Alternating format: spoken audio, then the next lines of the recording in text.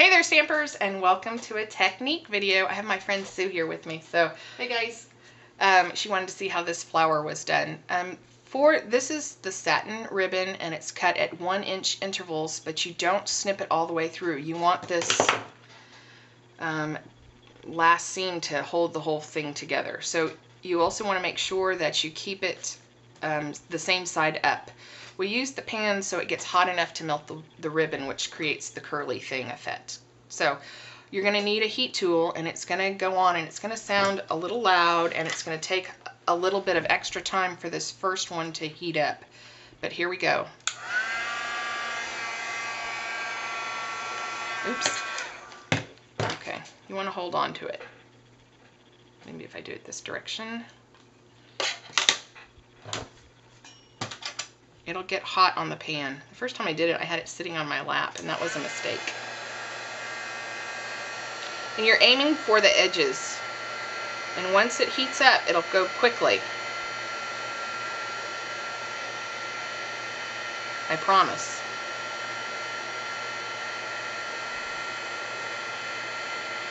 There she goes. Whoa. And then move on to the next one.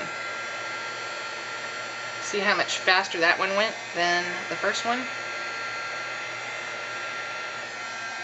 And you want to make sure you don't melt it too much. In fact, the first bit, it's okay to melt a little more than the second.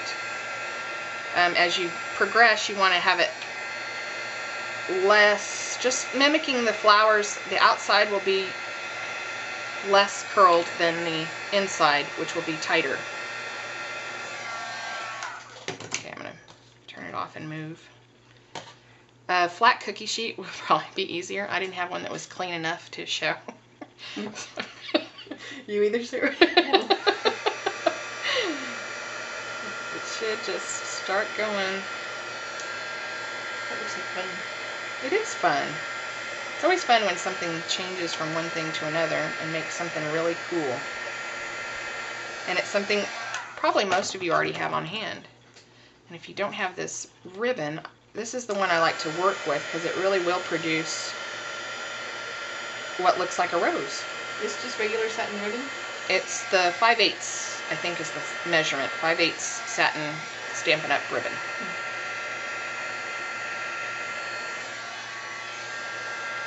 Okay, like so. And then I pre-cut this little circle, and I put adhesive on it. I know there's sticky sheets that you could probably use. I don't own them. And you're going to start with the outside, and you're going to just move it around. So you're going to kind of fold it too as you go along. This part is a little more tricky than the actual. I always kind of push it together too for an overlap of the petals. And you're just going to work it along and manipulate it so that you start to get this flower looking thing. Probably hard to see, huh? Oh.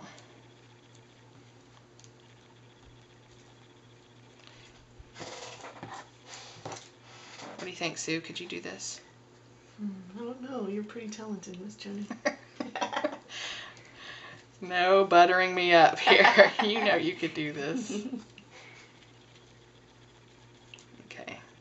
Oh, that's so pretty. Isn't it neat? Mm-hmm. And you can see just by working around.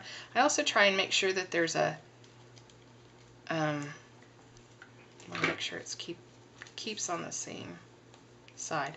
But I try to over fold it so that there is a petal where the seam meets like the outer flower. layer. Yeah. Like, if you look at a rose as it unfolds, they're offset, right? Yeah, so offset, you don't want all the lines to line up, or it won't look right. Right. Yeah. So you have to fold it and kind of play with it a little bit to get that offset seams. How big was the circle that you cut?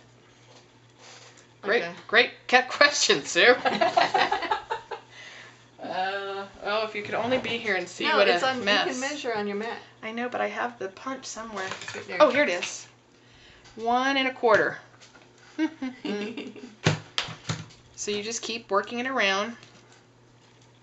And this really is the part that takes just a little bit of practice, not much. I think I started with an 18-inch flower and then I accidentally snipped off 2 inches. So it's 16 inches of ribbon that I'm working with. And there are ways to finish off the center. I use the antique bread because I think it looks so beautiful. This one? Yes.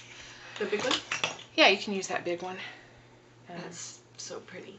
And you just, I'm not going to actually put it on, but you just finish it like that, and then you can kind of fold it up. And isn't it great? It's gorgeous. I love it. Yay! Thanks for stopping by. Hope this helps. Bye. Say bye, Sue. Bye.